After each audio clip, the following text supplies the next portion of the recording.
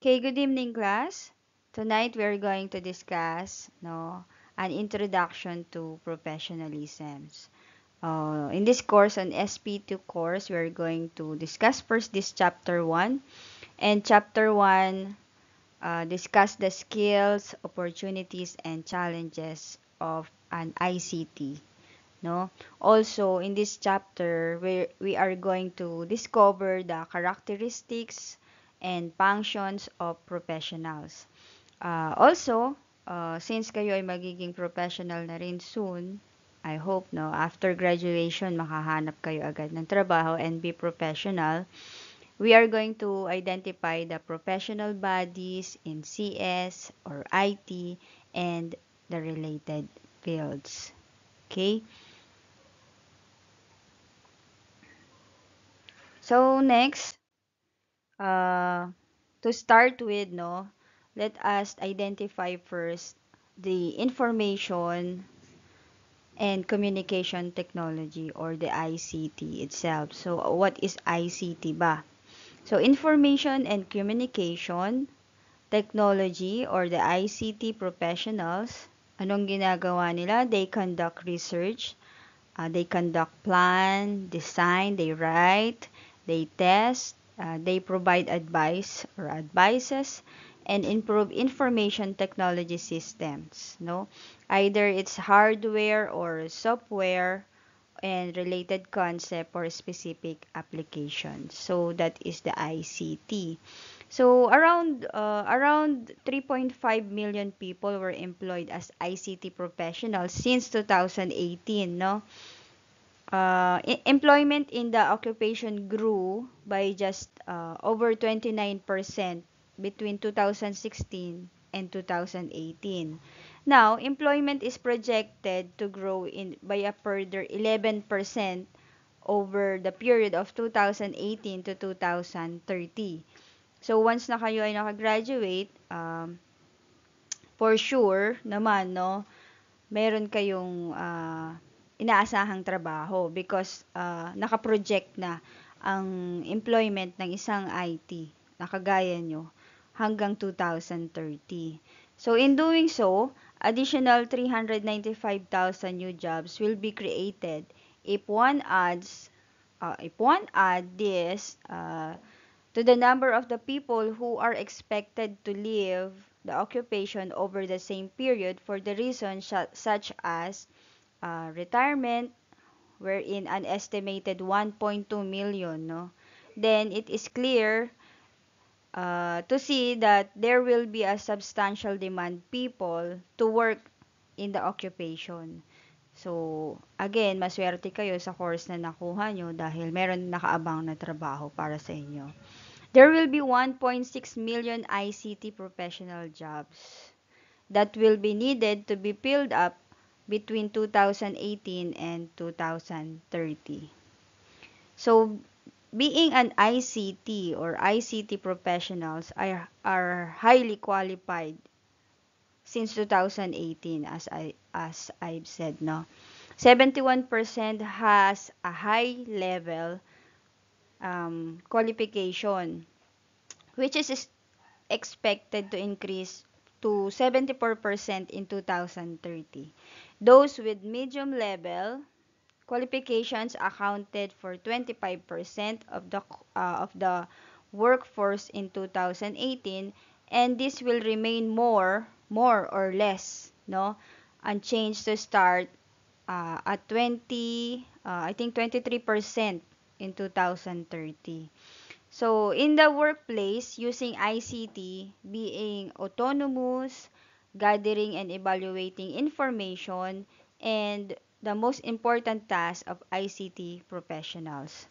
So, also, being an ICT professional or ICT is a general purpose technology, no?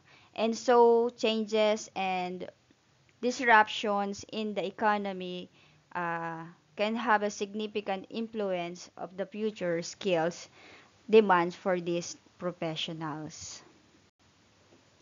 Okay, so next, um, sinasabi no na ang isang ICT is a driver of change, no? Bakit siya sinasabing driver of change? So, when it comes to digitalization of economy, the big data, no, cloud computing, automation, the Internet of Things, the cybersecurity, and the risk of automation. So, ICT is a driver of change. So, let us discuss this. When we say digitalization of economy, digitalization has also significantly impacted the financial sector, facilitating online transactions, adapting digital financial services like online banking has helped bring more people into formal banking sector, improving financial inclusions and driving economic growth, no. Kung mapapansin nyo from the very start, no, the traditional way of banking is pupunta si client, no, mag-exert si client ng time, effort, and money para pumunta sa bangko para mag-transact, either yan ay deposits, withdrawals, payments, etc. No? Pumipila pa sila. Pero ngayon, since digital world na nga tayo, since digitalization, no, of economy, meron na tayong mga online banking na kung saan ay hindi na kailangan umalis ng bahay. Makakapag-transact ka na sa mga banking finances or other finances na transaction using online. Of course, sa tulong ng isang uh, digital method, no? Next is the big data. So what is big data? Big data is data that contains greater variety, arriving in increasing volumes and with more velocity. So this can be data of unknown value, no? Such as Twitter data feeds, click streams on web page rather, or mobile application, or sensor enabled equipment. So for some organization, this might be tens of terabytes of data. For others, it might be hundreds of petabytes.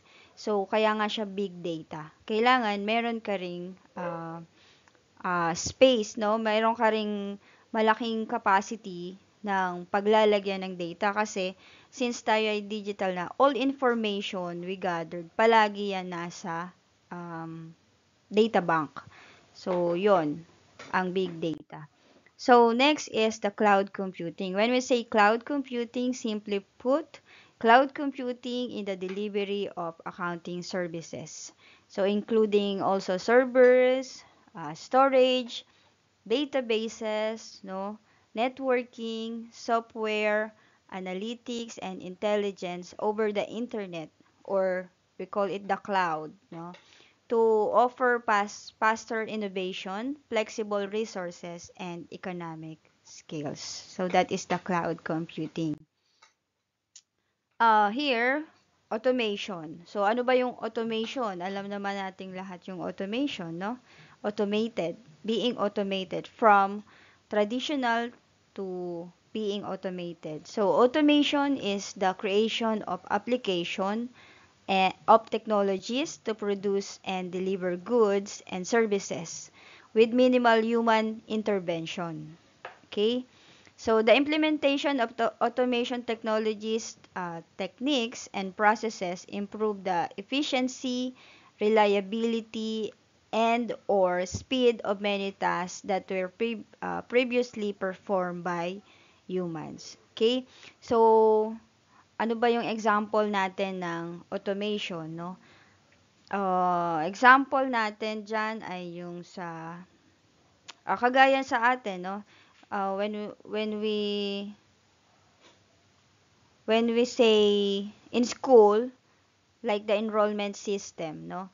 The traditional way of enrollment system is kailangan mo rin pumunta sa school, kailangan mong pumila, and kailangan syempre ng maraming staff to, ang tawag dito, to entertain or to accommodate all students, no? Eh, kung thousands of students, so it takes a lot of time. So, kung automation, kagaya ngayon, the ICCT has a online services, no?